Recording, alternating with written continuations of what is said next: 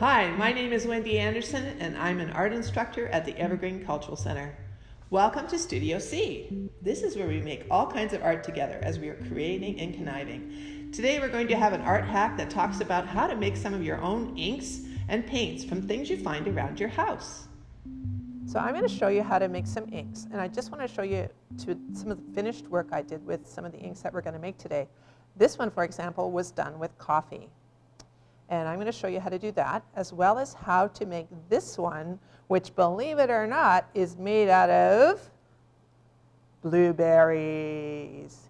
Now, what I like about the blueberry one is that I can take them out of the freezer, put them in here, and the juice that comes underneath is what I'm using for the ink. But I still get to eat the blueberries later on. So we're going to let that thaw out and make a little more blueberry juice for us. But I want to show you how to make watercolors, first of all, from your old markers. A lot of us have markers kicking around. I have lots here at the Evergreen, all kinds of different sorts of markers. And usually they get dried out. Now when they're dried out, it doesn't mean they're gone. In fact, you can use them again to make some watercolor paint, just by simply putting your markers in a little container of water. And you can see this one is going to be red. So I've got a whole bunch of markers in there that are red. This one, I put all my yellow markers in. And it doesn't have to be like a clear baby bottle like this. I just like the fact that I can see the color and I can see how well it's developing inside. This one is my blue, and I put some little felts inside that one. And I want to show you how nice this can make watercolor. So there you go. I've actually got a nice watercolor paint that I can paint with. I want you to go in the kitchen and check out, see if you have any frozen blueberries.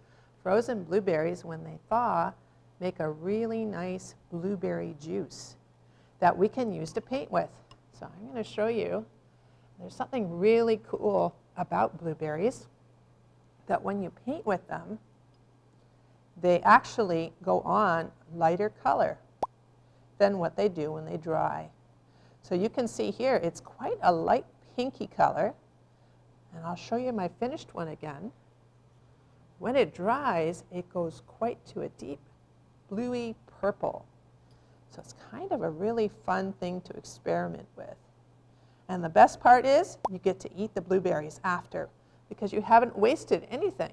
So you can get out the ice cream and have fun. Another type of ink we're going to talk about today is using coffee.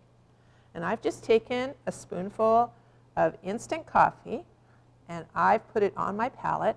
I'm going to take a little bit of warm water and just dissolve the granules in it and mix it around. And it makes a really nice ink. So let's see here if I can paint with it and show you what it's like. The benefit of this too is it also smells really good. You can't just use coffee from the mug in the morning. This is actually a little stronger than you would have it in your coffee, so you can't really drink it after anyway. Ew, I wouldn't want to drink it. So this is coffee, and it's this nice warm brown. And this is what it can look like when it's dry. So have fun creating, and don't let it stop you that you don't have the right materials at home. You can create from a lot of other things. Maybe you should try things like soy sauce or maybe beet juice. Check it out. There's probably a lot of potential in that cupboard of yours.